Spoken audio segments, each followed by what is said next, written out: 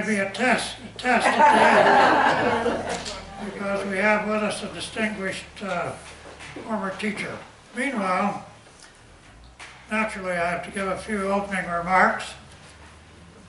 Branson Centennial Museum, 10 years old this year, is a part of the White River Valley Historical Society. The society and this museum and the one we have in Forsyth, our existence depends upon memberships in the society and donations, because we're eminently nonprofit.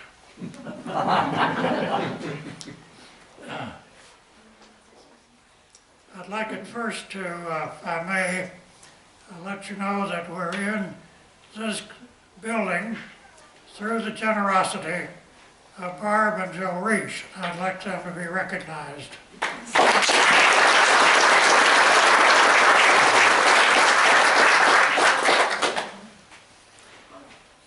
This is a third Tuesday talk. Keep in mind that every month on the third Tuesday, except December, we have a program. We have, I can't tell you the May one yet, it's to be announced. In July, we're going to have Christmas in July with a program on the Rockettes, who used to perform in the Grand Palace Theater. By the way, you'll notice in the gift shop some nice souvenirs from crystals of the chandelier in the Grand Palace Theater. Just throw that in. Then in August, we will have Sherry Hershend, some Ozark reminiscences, and particularly about her mother who delivered mail out of the Notch Post Office. The Notch Post Office, by the way, is now being preserved at Shepherd of the Hills farm. Our September program is going to be somebody from the Conservation Department talking about eagles. I think you might find that interesting. Yeah. Well, today we have, as I indicated, a distinguished ex-teacher, Tammy Morton, who is the world's leading authority on the Melva. We are certainly pleased to have her. This program, was the 102nd anniversary of that tornado not long since. Also, she'll be assisted by the city's eminent cartographer, geophysicist or whatever, Curtis Copeland. Tammy, we will give the program to you. Okay. Like Jim said, I'm a retired high school history teacher. I taught 24 years at Hollister, high school history, and I taught a local history class for over 20 years. I served on the board of the White River Valley Historical Society for several years, and now I'm on the board with Curtis and Jeff Michelle with the Society of Ozarkian Hill Crofters, and we've been involved in several projects as well. The Melva story has always been really close to my heart. My friend Angel lost family members there.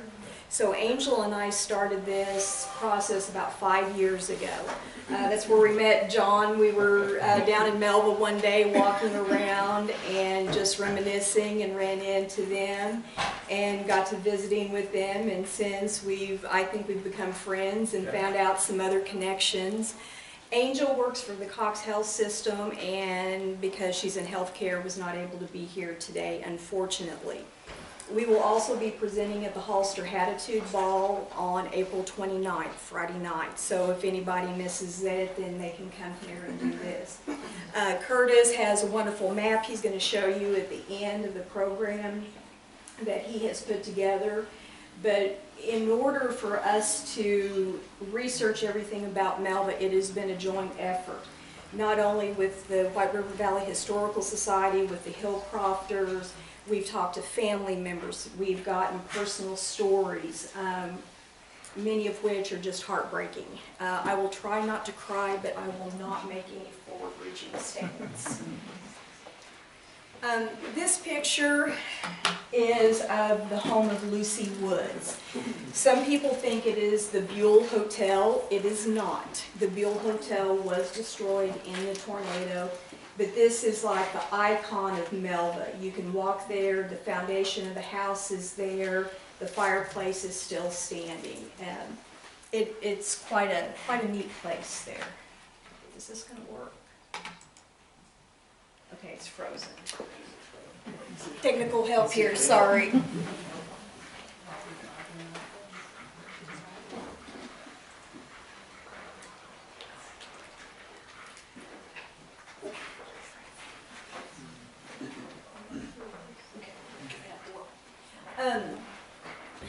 This is probably the day that we met John there.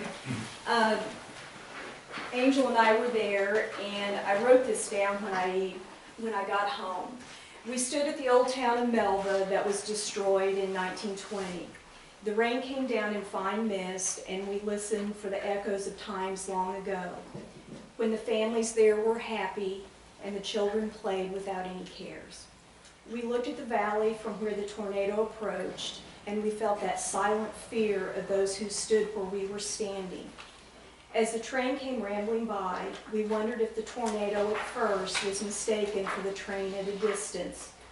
But mostly we remembered those who came before us, those whose lives were forever changed, and we honored their memory that day.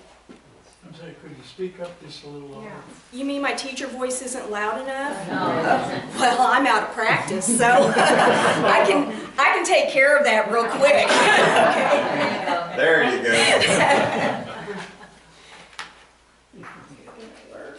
Try that.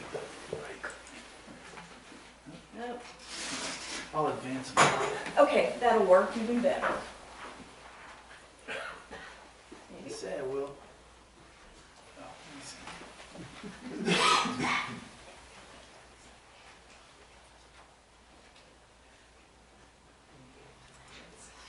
Oh, let me see.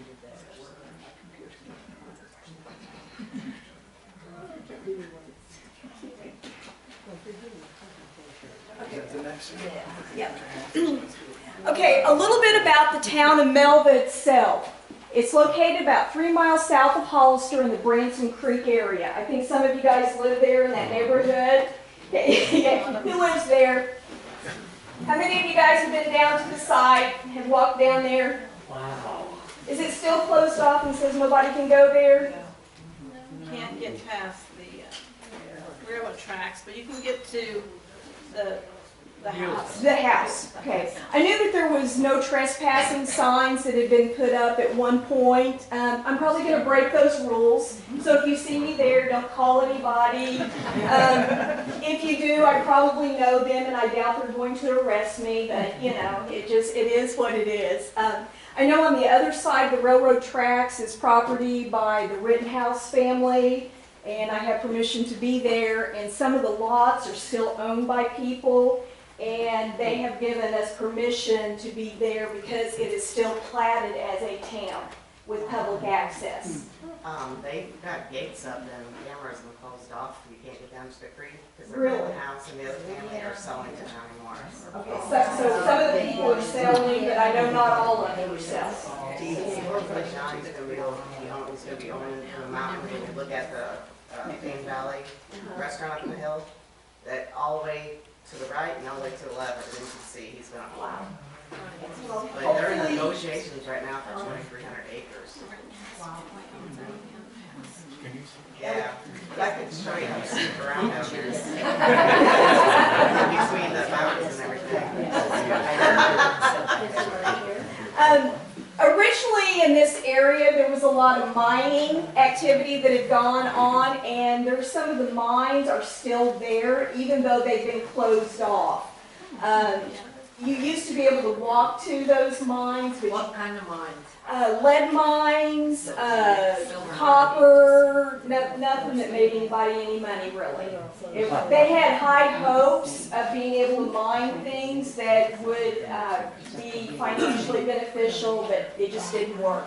Like I said, the town was officially platted in 1907, and it is still officially platted.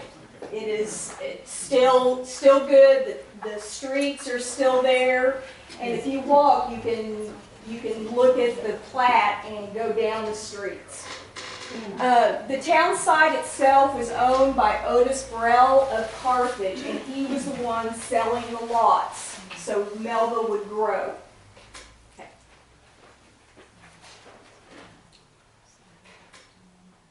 This is being difficult, isn't it, Curtis?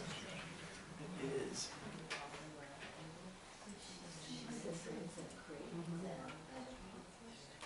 Okay. Railroad was obviously important to Melva, and the railroad still goes by there now. If you travel on the Branson Scenic Railroad, they will mention Melva as you go by. My grandson would probably tell them that they're historically inaccurate on some of the things that they say, but that's just the way that Bowen is. But the railroad was expanding at this time, going down into Arkansas. And on the first railroad maps, the town of Melva was known as Turkey Creek, Missouri, which makes sense. The name changed to Melva, which was the son of one of the town founders. And it was a flag stop. You guys know what a flag stop is? The train only stops if the flag's out. So if the flag's out or they had passengers, they would stop. And there was a little depot, and you can still tell where the depot used to be. And it was just a boxcar, that's all it was. That was right there by the tracks. Look at that. This is a picture of Melva before the storm. This came from, Trish, this was from Angel's collection. Is that right? Okay. Angel Wolf, who's descended from the Mankey family that owned the general store and post office, had this picture in her family's, some of the family pictures. So you can see the depot. And then I believe that is Lucy Wood's house in the background from the depot. Is that right, Curtis? Okay. There were fruit farms, Fruit Farm Road. That's where you get the names. And canning operations, tomato canneries and different things were in this area. Timber was shipped out. Tie hacking was a huge industry in the Ozarks. It was a way for families to make money that they normally did not have that extra cash. But the center of the community was a general store and post office, just like in any community, except in my community it's the feed store. Right now, everybody gathers at the feed store, and that's okay. We like that. There was a hotel there, a blacksmith shop, feed store, doctor's office. It was a thriving small community at one time before the tornado. Most of you probably know the Presbyterian Church was huge in this area. College of the Ozarks was founded on the Presbyterian faith, and there was a missionary from the Presbyterian Church living in Melva, Lucy Woods. That's her house that's still standing, not the hotel. Just, okay. On the day of the storm, March 11, 1920, there was a storm system coming out of Kansas, and it dipped down into northern Arkansas, and it entered Missouri about the Long Creek Bridge, where Big Cedar Lodge is, right in that area. It had snowed recently, and it had been rainy. Typical Ozark spring. You get, didn't we get snow and rain both? Okay, and so the creek was up. And because the creek was up, the teacher lived on the opposite side of the creek from the schoolhouse. She couldn't get to the school that day, so the kids had the day off school. Usually a good thing, not in this case. Mrs. Jean Summers Layton was the teacher, and so the kids were at home, they were playing, a passenger got off the train, they went to the Mankey store, she needed to make a phone call. But the switch was at the Rance house, at Rance Fox's house, down by the creek. So the Mankeys sent their two boys down to tell them to flip the switch. Well, the kids, it's a nice day, they don't have school, but they stayed and played. This kind of shows the path of the tornado, and Curtis is going to explain all of this at the end because he's put together this map and it has some really cool features to it. Okay, the tornado, like I said, formed near the old town of Oasis, and it first hit the farm of John Gross. A lot of the Gross family still live in this area. The house was carried away. They couldn't find the couple for a day, but they ended up walking into Melva, and they didn't even really remember where they had been or what had happened to them. Then it hit the fruit farm of George and Hulda Huckstead. Their house was damaged, luckily no serious injuries. The tornado continued over the hills before dropping into the Turkey Creek Valley, and it hit the town of Melva, and nobody could have imagined what it did to Melva. By the time the residents saw the tornado, it was too late. Press Mankey said, "There's a cyclone coming, hide." And he got his family into the house. Leona Buell had time to run across the road to get into Lucy Wood's house. They hid in the fireplace. That was about it. This is Lucy Wood's house. You can see the fireplace. It's still standing. This is what it looked like. Can you guys see it back there? Do you want to come up and look and walk around? You what? You can't even see it from here. You can't see it from there? Well, you see it, but you can't read it. You can't are in the way when you're sitting in a chair. Okay, cool. You need to be higher. Yeah, for next year it needs to be higher. I don't know how to make the stand higher. Then the tornado hit the home of Rance Box, which was right on the banks of Turkey Creek. Florence Box was there because the Boxmen had gone to work that day. They worked on the railroad. Florence was there, Annie was there, and all the children were there. Florence and Annie were sister-in-laws. They were married to brothers. And the Mankey children, Reggie and little Bill Mankey, were both there playing with the Box children. Florence and Annie were both expecting babies, and so it was a full house that day. All the children, except Reggie, were killed. Reggie was able to grab onto a branch because they were thrown into the creek. And the creek was at flood stage. Reggie grabbed onto a branch, and as his little brother was going by, he barely missed him. They found little Bill almost at Hollister. The schoolhouse was not touched in the tornado. It missed the school completely. After it left Melva, it hit the farm of Francis Marion Oliver. His wife Sarah had a broken leg. Then it moved on to the Jackson family farm, which is like where Murder Rocks is at, if you guys are familiar with that. Bill Jackson, the brother, was slightly injured. His two sisters were seriously injured. Frankie died 2 days later from a skull fracture. Her other sister died a year later. If any of you guys know John and Laura Layton, they live on that old Jackson place, just not far from the Hollister School. Next hit was the farm of Alan Cogburn, closer to Kirbyville. Large barn was blown from its foundation, but the horses that were tied in the stalls, they were still there, just the barn was gone.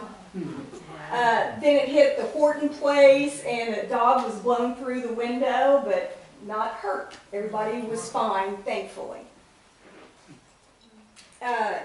In the Kirbyville area, if you guys know where the original Kirbyville school is, the old school, there's the Van Zant places right behind that. There's a Van Zant cemetery.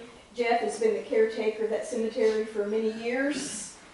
and been down there with us. The barn, the cemetery is right behind that barn in the field. James Van Zandt, who was a member of the Ballknobbers, his farm was hit, but he had died the night before. So the family was in mourning. Then the St. James School was hit. There's a St. James Church by K Highway, like going just past Kirbyville. This is a picture of the original St. James Church that was destroyed in the tornado.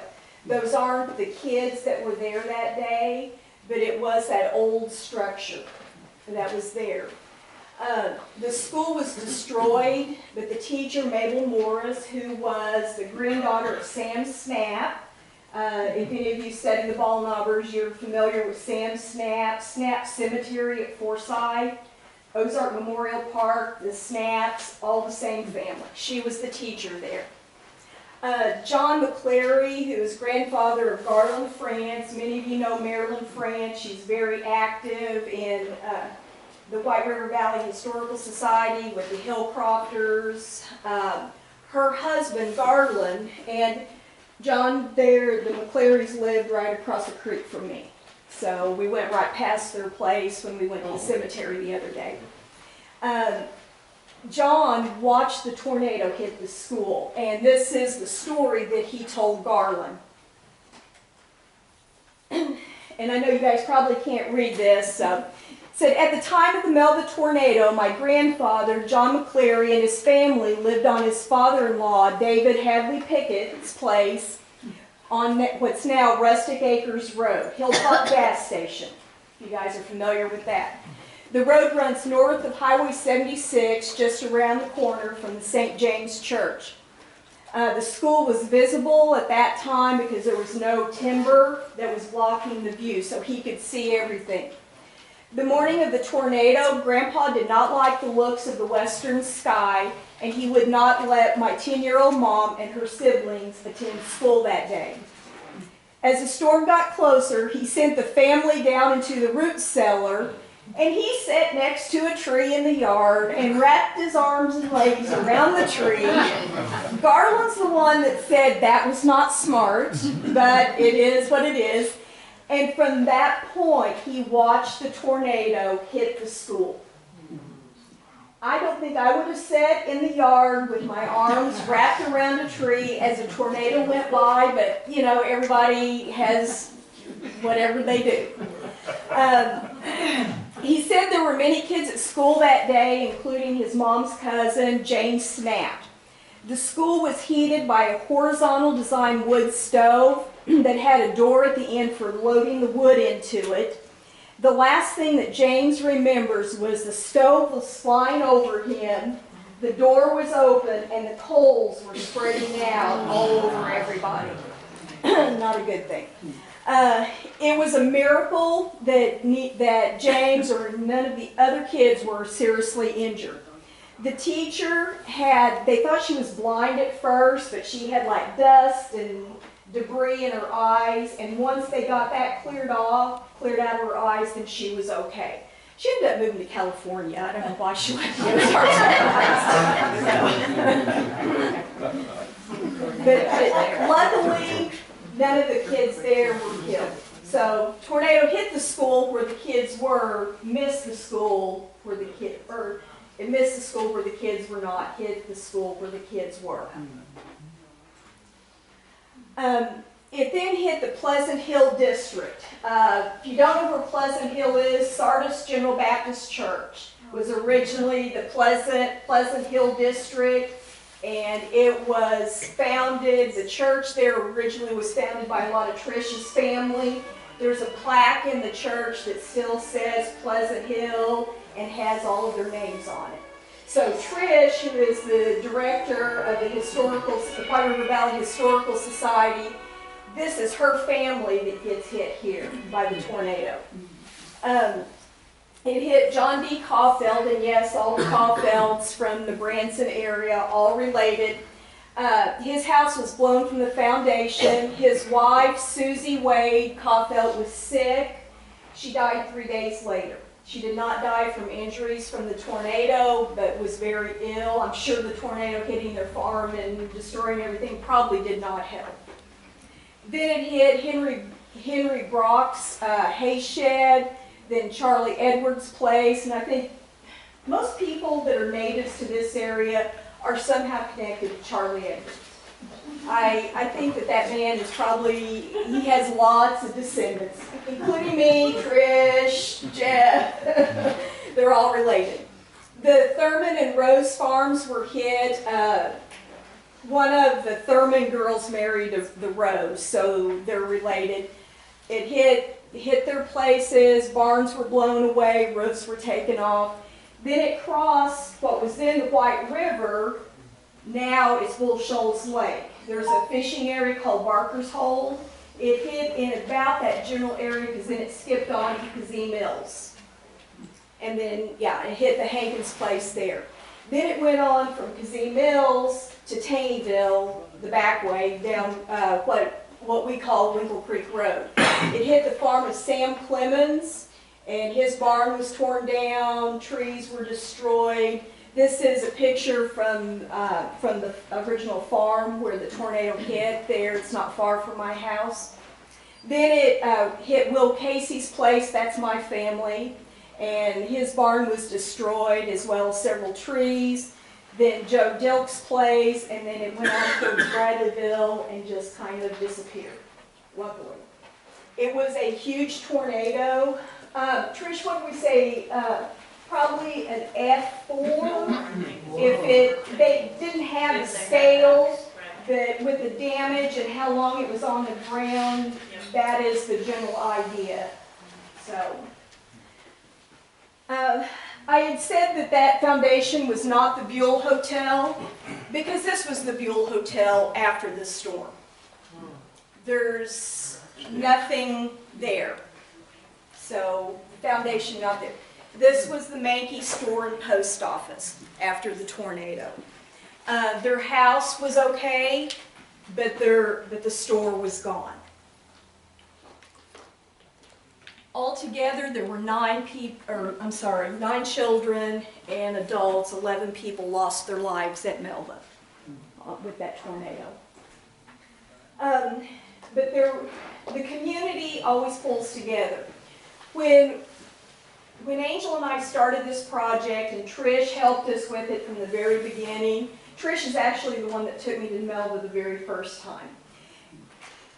We didn't want to just concentrate on the bad things that happened, because there's stories of survival that came out of that I don't know that I could survive, but they did.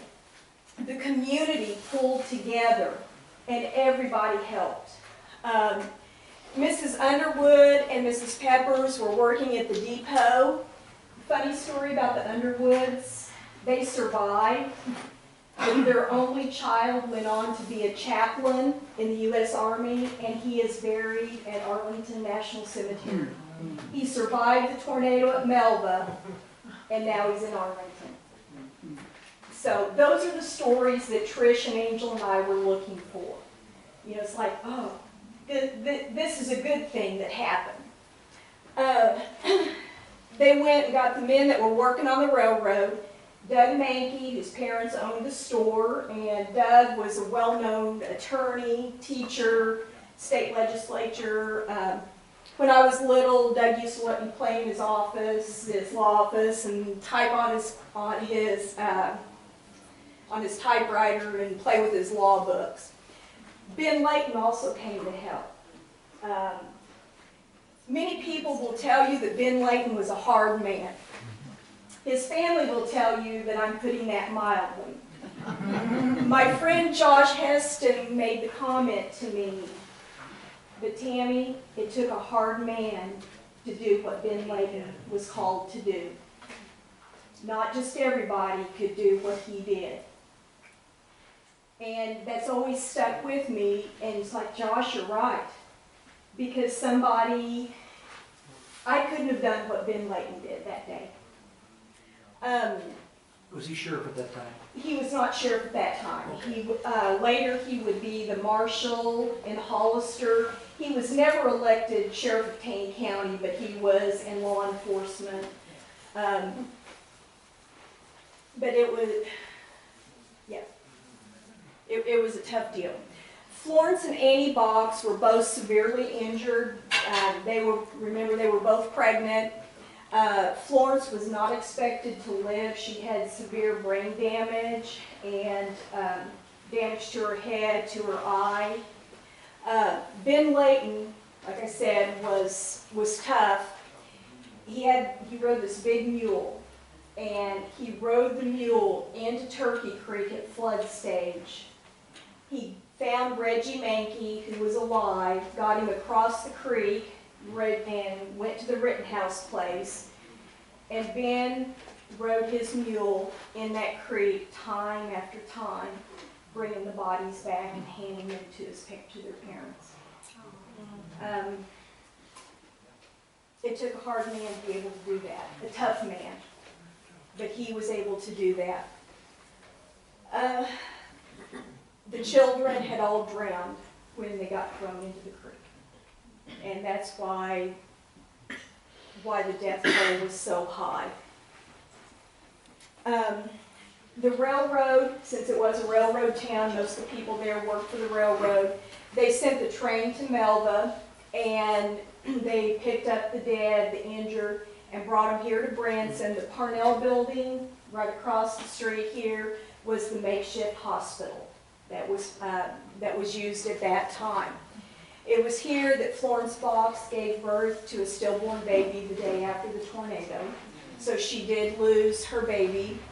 Annie Box went full term with her baby and gave birth to a healthy baby girl. And the descendants from that baby girl were some of my students in my class.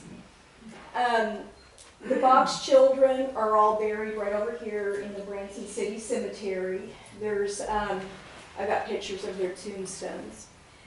The businesses in Branson, the day of the funeral, almost every business in Branson closed down, and everybody stood out on the sidewalk and watched the procession of the little coffins going to the cemetery. This is where the Box children are buried. Those are their little tombstones. Phil Mitchell, the Presbyterian Church, is the one that conducted the graveside services. They're buried in common graves. All the siblings are buried together. Trish and I and Angel have visited those little graves many a times and told those little babies we haven't forgotten them and that we're keeping their story alive. Florence and Annie were both too sick and too injured to attend the funerals of their children. Little Bill Mankey was buried at the Van Zant Cemetery because his grandfather, Alonzo Prather, Alonzo was one of the original 13 ball knockers. Little Bill was his grandson. He's buried there with Alonzo and Marie, and Little Bill had a sister that was stillborn, and she's buried there with them.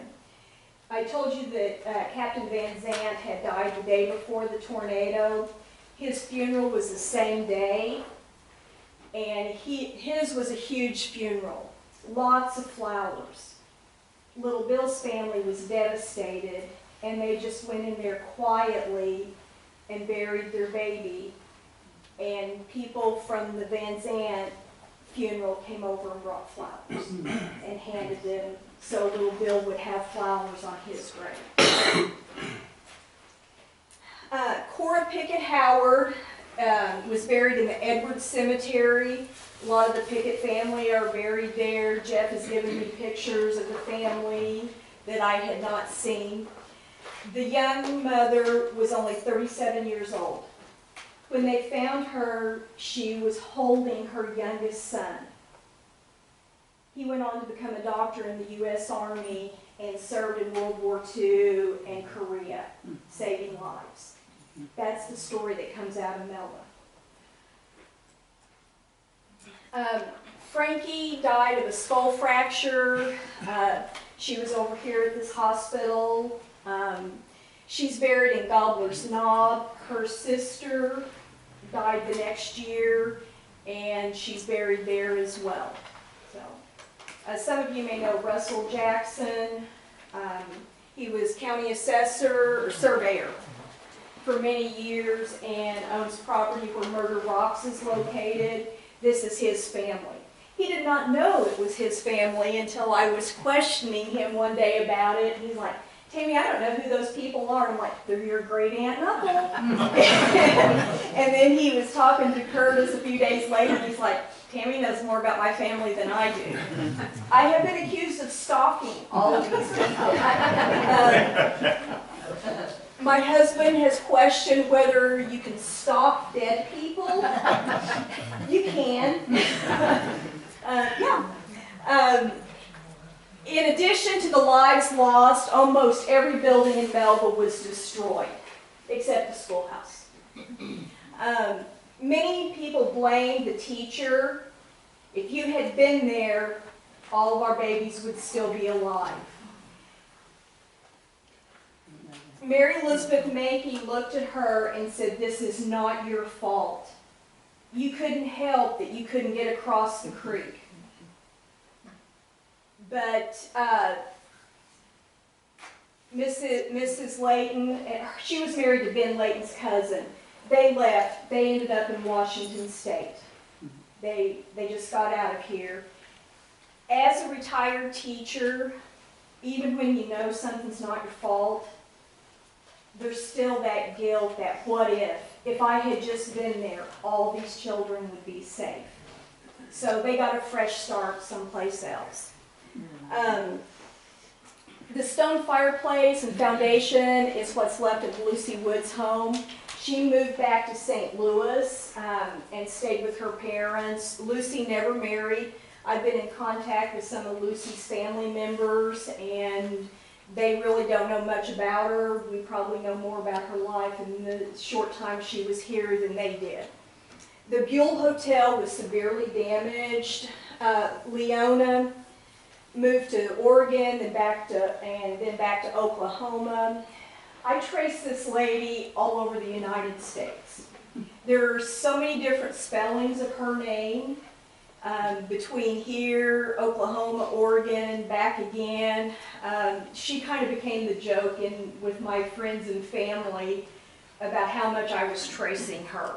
But she ended up passing away in Carthage, Missouri, and never, she was divorced. She was a single woman, divorced woman with small children that left her husband back in Washington State, came back to the Ozarks and opened a hotel.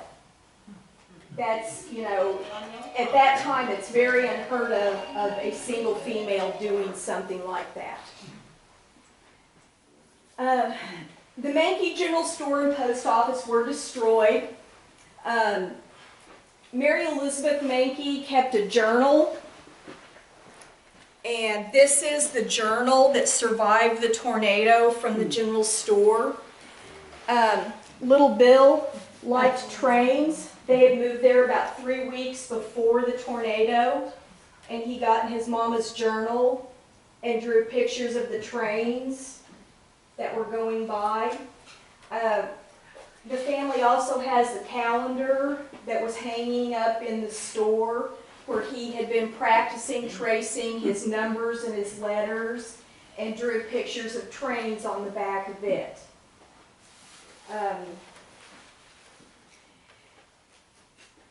The house was not damaged that bad.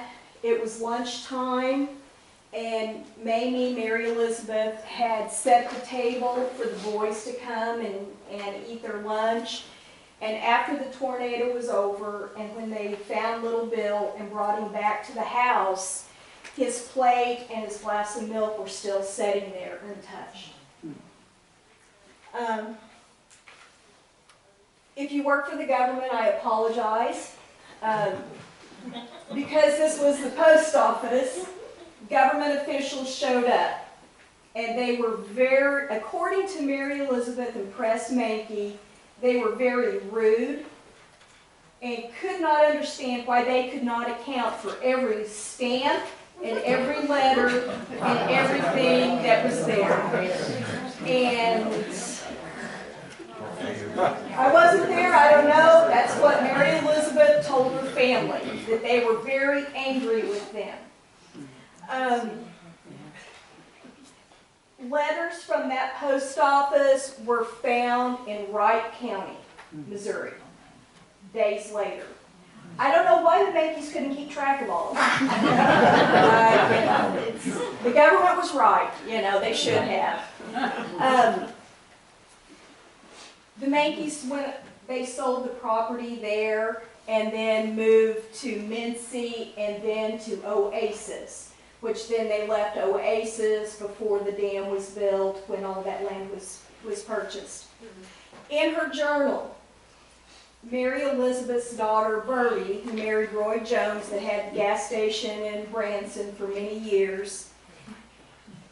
Mary Elizabeth was a writer, a poet, and she quit writing after Little Bill died. Trish, what was it, several years before Mary Elizabeth started writing again?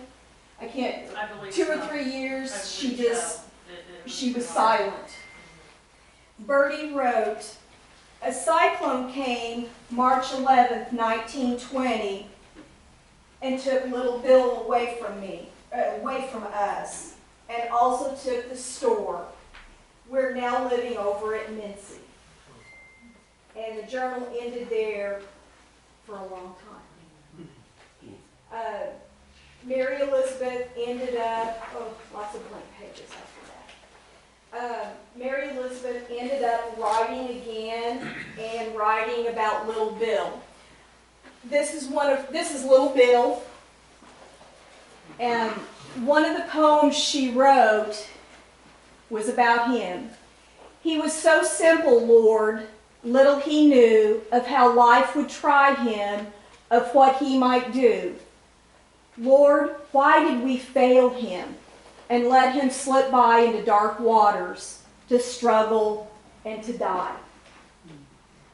If any of you have ever lost a child, you know that. What could you have done?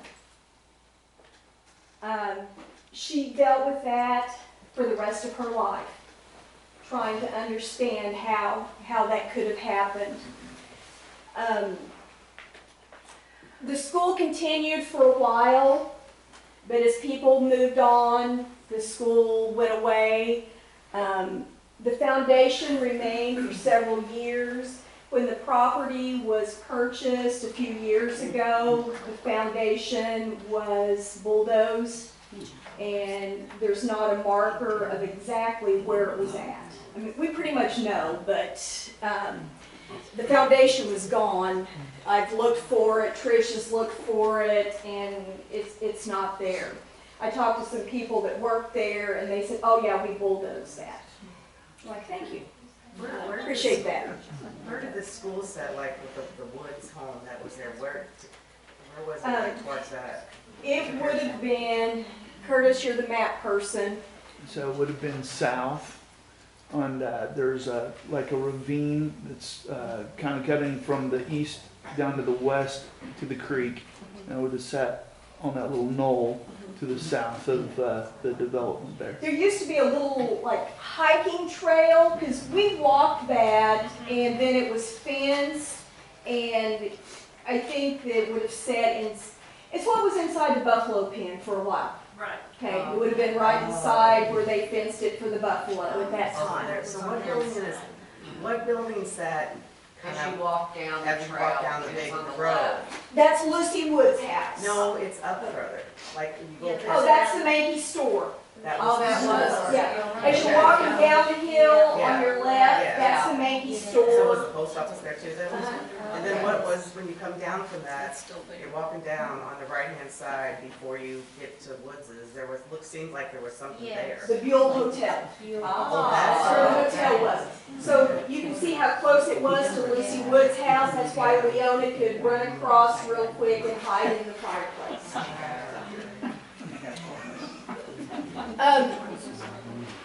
So the Box families that lost their children, and you know, the thing that I always think about with them, when those husbands went to work that day, they had wives, they had 4 or 5 children, and they were expecting new babies. By lunchtime, every one of their children was gone, and their wives were seriously injured. I can't fathom how you go on from that, but they did. And to me, that shows the strength of the people that lived here in the Ozarks. And I think in most rural areas, you find that strength from family and friends and their faith that had to carry them through. They had more children. They went on with their lives. And it's just amazing to me they were able to do that.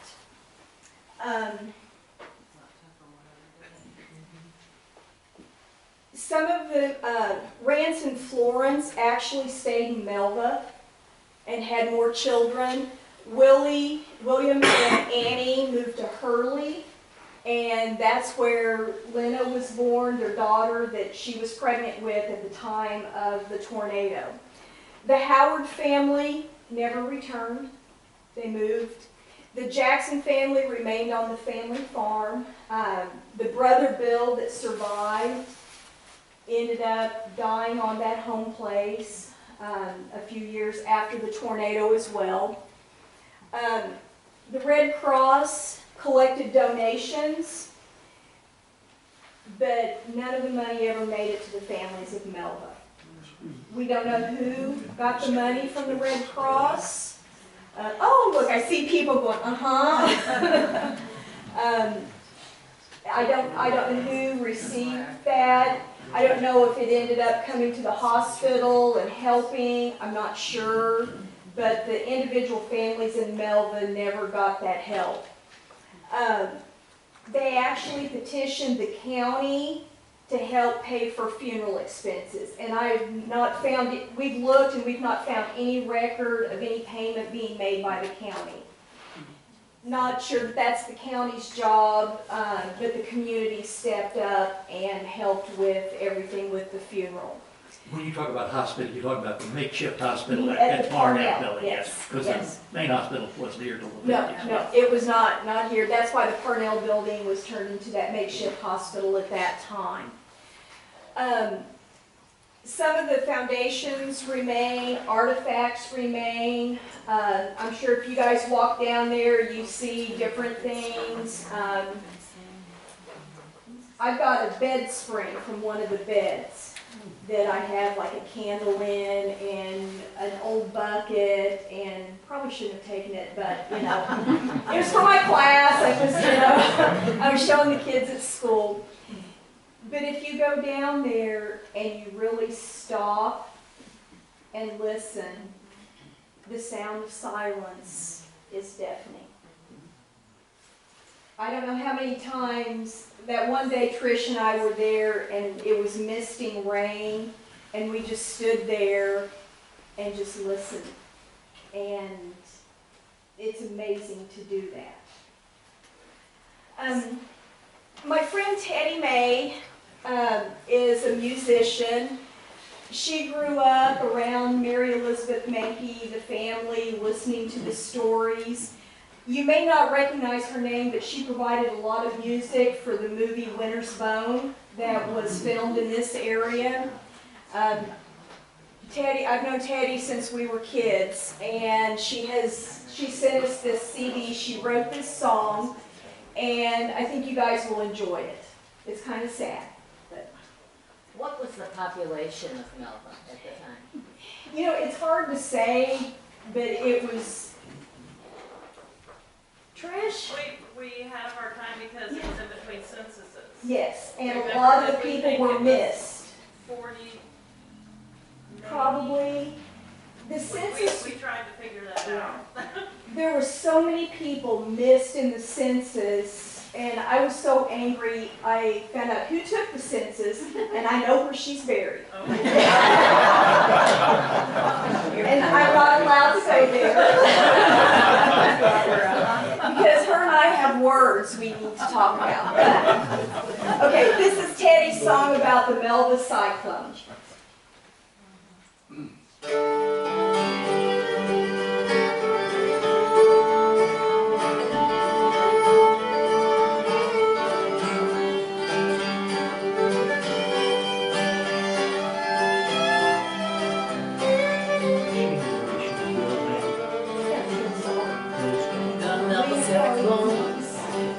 Came so fast, it took everything in its path. The quiet little town knew only peace, till the dark cloud came from the west. The year was 1920, a little bit of warning could have saved many. That morning Miss Frankie was filled with dread. At the end of the day, her son was dead. There was no school that dreadful day, 'cause the creek was up, no teacher came. 8 little ones played by the creek that day, never knowing they were in harm's way.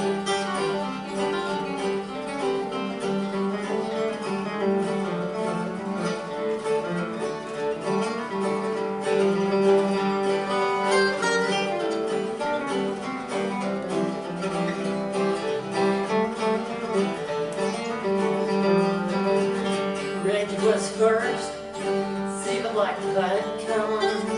He said, "Come on, little Bill, let's run." They ran to where the box children hid, to a house too close to the water's edge. The black cloud came, tore the house asunder. 8 children went in and all went under. Reggie tried to save little Bill. In the raging torrent, his chances were nil. 8 little ones lost that dreadful day. The Melva cyclone took the town away, and the spirits cry, you can hear them moan, for the lives that were lost in the Melva cyclone.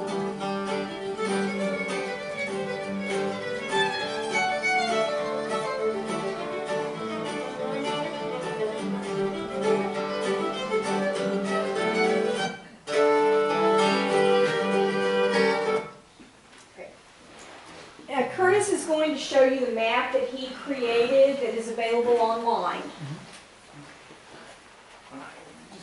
Is this presentation online? No. Should it be? We'll work on that, Okay. because I have it all and that should be easy to put on our website. Okay, so this map was developed with a lot of help from Tammy and Angel, and they collected all the background information, but basically based off of newspaper reports from the day and so forth, we're able to create the tornado path from where it started down here at the Arkansas state line, and then made its way across Taney County from the southwest up to the northeast, where it finally kind of died out over at Bradleyville. But the thing about this interactive map here is it's what's called a story map. So like what you learned today, a lot of that information's on the story map here. And as you read down about the tornado, the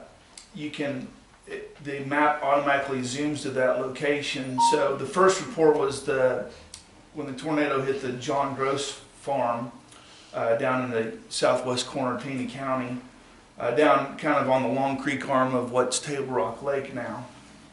And then, so as you can kind of read through, it covers a lot of what you learned today. but you can also visually see where the tornado hit. And now the imagery in the background is modern aerial photography. But it gives you a little bit about how the tornado impacted each of these families. The Alva and Cora Howard farm was right before you start to drop down into the holler and get towards Turkey Creek, and the next stop there is Melva. And it gives some more pictures of family photos and so forth of those families that were impacted. And then you get down here to the Box family home, which was actually situated below the railroad tracks. So right in between the railroad tracks and the creek, the little pathway to their home you can still faintly see it there. But their house was situated like right next to the creek. And so the children, they weren't killed so much by debris and so forth. They're literally blown into the raging waters of the creek there. And you can see Turkey Creek, that kind of dark green color there. And here's the railroad tracks that are just along the west edge of Melva. And here's another picture, a little bill here. There at the depot. The depot was simply a boxcar that was sidled along the track there. It was a flag stop or a whistle stop. Most of the men were down working on the big tunnels down right across the Arkansas line. They rode the rails to get down there during the day, and there's a great big tunnel down there at Omaha that most of them were working on getting And that's through. Budge Box. That's one of the Box boys. Oh, not okay, Little I'm Bill. sorry. Their Sorry hair about was they looked quite a The bit same alike. hairdo, yeah. Yes. Yeah. Yeah. And then, so the next is the Lucy Woods house and the Buell Hotel. They're right next to each other. But even on this aerial, you can see the chimney that's still there at the Woods home. So as we move through here, then the Mankey store was just to the south. And you can interact with this map on the right too, just kind of click and drag around. But so down in this valley here, as the bridge, the main street going through Melva drops off to the south, that's where the Mankey store was and post office. And earlier it was asked, well, where was the school? Well, this cleared area here, that's where the school was. This little marker here indicates. I know those of you in the back can't see this, but I'll post this on. Does everybody use Facebook? Most folks. I'll put this on the museum's Facebook page, and then you can interact with it here.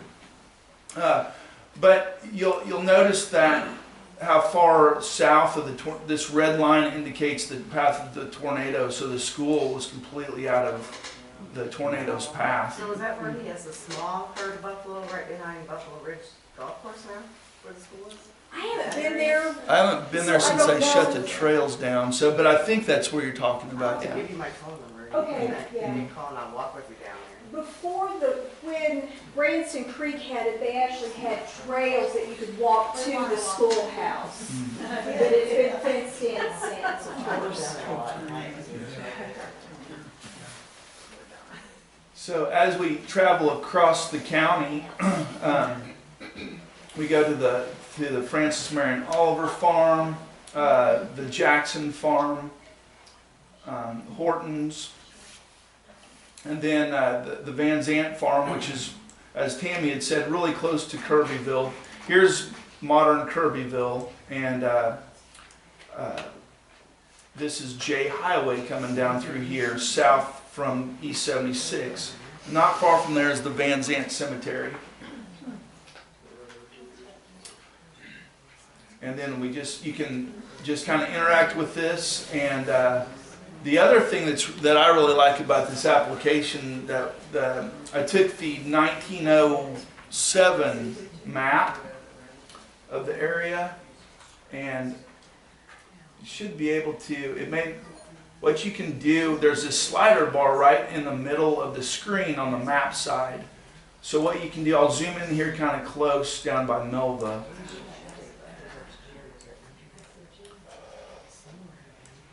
Okay, so here's Melva. So what you can do, you can take this slider bar, and on the left we're looking at modern aerial photography with the development and so forth out at Buffalo Ridge. And you can slide this over and kind of see what the area was like 100 years ago. You can even see, if you zoom in and study the map, you can see some of the structures that were there and the old roadways and so forth. But it's kind of neat too. And like I say, this is fully interactive, and you can zoom and pan around here. Here's the Goblin. On the USGS called it Goblin Knob. It's actually Gobbler's Knob. That's the old Gobbler's Knob school. There's a residence there, but it's right there at the corner of where Gobbler's Knob pops out there on J Highway. But it's no longer the schoolhouse. But that's where that cemetery got its name. And who was it, Tammy, that's buried out there at Gobbler's Knob? The Jacksons? Frankie Jackson Okay. and her brother and sister all buried there. Yeah. And so you can, it's kind of a neat little tool that we got programmed in there. But yeah, and so I know a lot of folks is a huge turnout today. So I will post this link on the Facebook page for the Centennial Museum.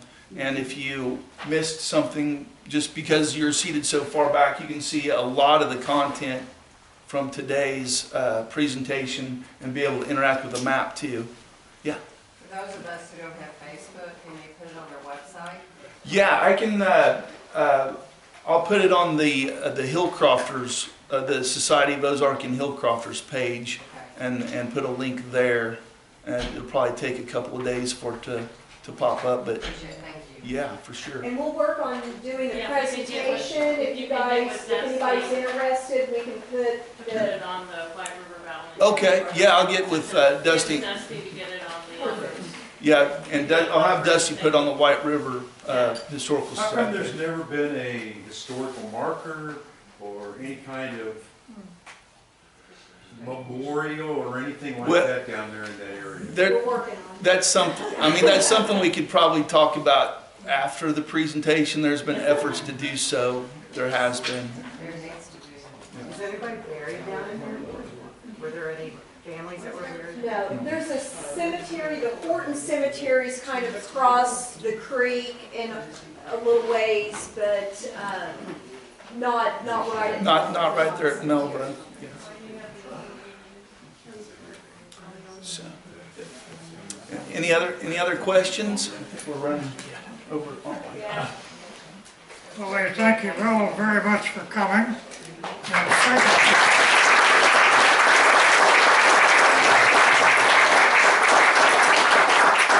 And don't forget Trish, she helped but wouldn't come up.